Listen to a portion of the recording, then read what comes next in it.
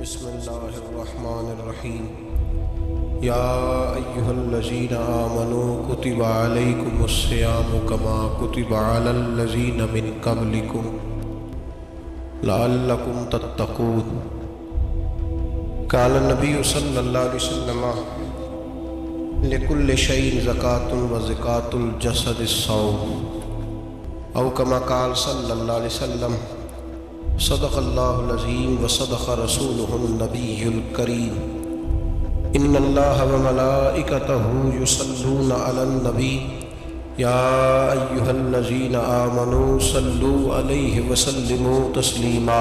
اللہم صل علی سیدنا و مولانا محمد معدن الجود والکرم وآلہ وصحبہ وبارک وسلم۔ حمد و صلاۃ کے بعد قرآن مجید سورہ بقرہ، اللہ تبارک و تعالیٰ نے ارشاد فرمایا یا ایھا الذین آمنوا کتب علیکم الصیام، اے ایمان والو تم پر روزے فرض کیے گئے، کما کتب علی الذین من قبلکم، اسی طرح جس طرح تم سے پہلے لوگوں پر فرض کیے گئے تھے، لعلکم تتقون، تاکہ تم پرہیزگار ہو جاؤ، متقی ہو جاؤ، اللہ سے ڈرنے والے بن جاؤ، گناہوں سے بچنے والے بن جاؤ، اپنی زندگی کو رب رسول کے احکامات کی روشنی میں گزارنے والے بن جاؤ۔ روزہ ایک پریکٹس ہے، ایک مجاہدہ ہے، ایک جد و جہد ہے۔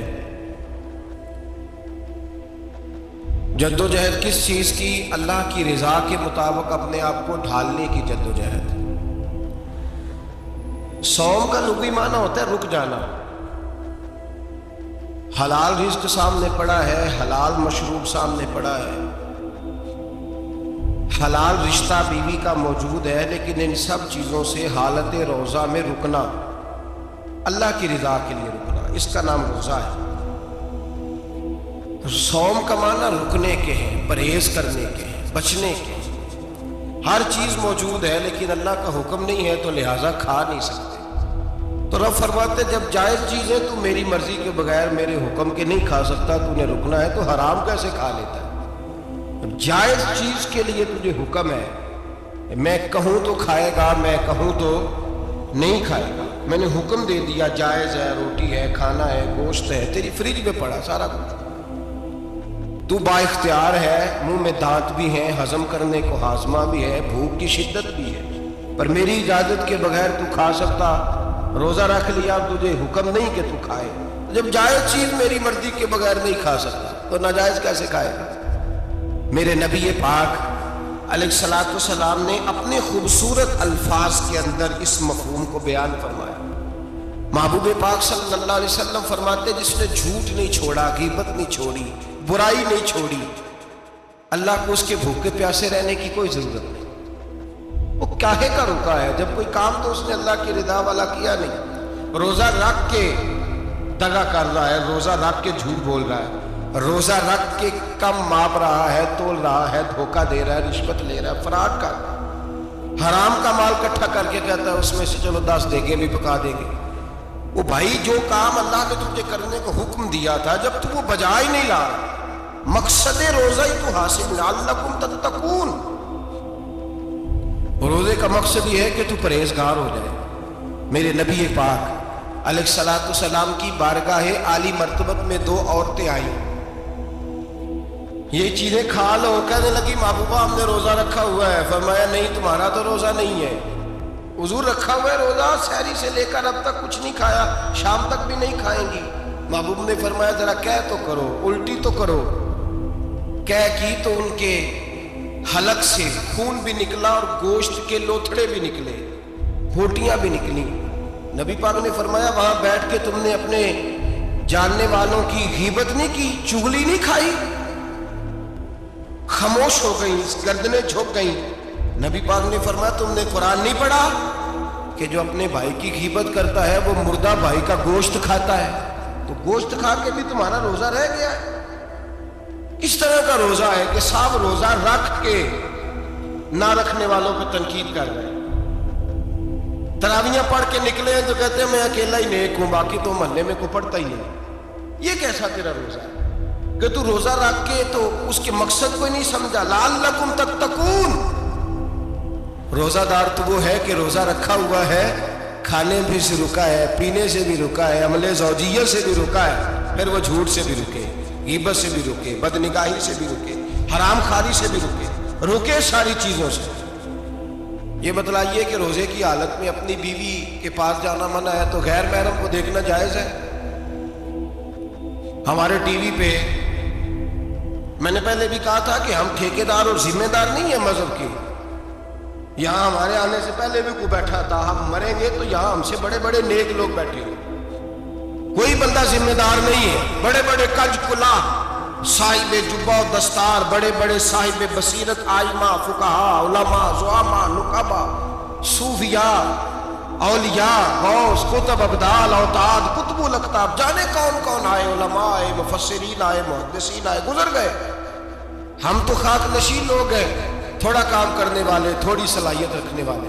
لیکن بھائی اگر کرتے ہیں تو ایک کام کرتے ہیں، ساتھ دوسرا نہیں کرتے۔ یہ کس طرح کا دین سکھانے لوگ نکلے کہ شوال سے لے کر شعبان تک گانا سنایا جائے گا، شعبان سے لے کر شوال تک ناچ گانا کیا جائے گا، شوال سے لے کر شعبان تک دھما چوکڑی ہوگی، رمضان آئے گا تو حدیثیں سنائی جائیں گی، رمضان آئے گا تو لوگوں کو قرآن پڑھ کے سنایا جائے گا۔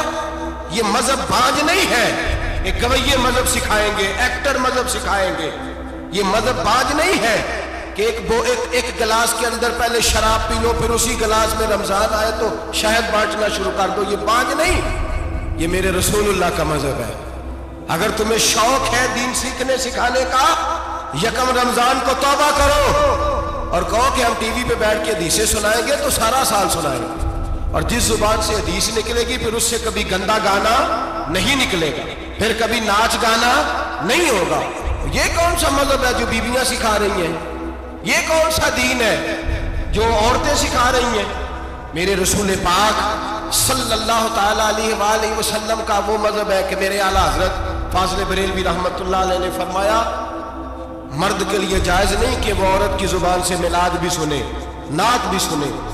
مرد کے لیے جائز نہیں، مرد کو مرد سکھائے گا، عورت سکھائے گی تو عورتوں کو سکھائے گی۔ بے شک آپ سویرے فتویٰ دیجئے کہ چھوٹی سی مسجد میں بیٹھ کے، چھوٹے سے کونے میں بیٹھ کے چھوٹا سا مولوی، اور وہاں تو اتنے بڑے مفتی ٹی وی پہ بیٹھے ہوئے، وہ غلط ہے تو صحیح ہے کیسے ہو گئے؟ سنو، میرے نبی پاک علیہ الصلوۃ والسلام کے مذہب کا حسن یہ ہے کہ اسلام کہتا ہے ایک نظر بی بی کو دیکھا کسی نے غلطی سے تو معافی ہو جائے گی، دوسری نظر شہوت سے دیکھا تو حرام ہے اس کے لیے، وہ پاکستان کا مولوی ہو یا سعودی عرب کا شاہ ہو، کسی کے لیے عورتوں کے بیچ پھرنا اٹھنا بیٹھنا جائز ہے؟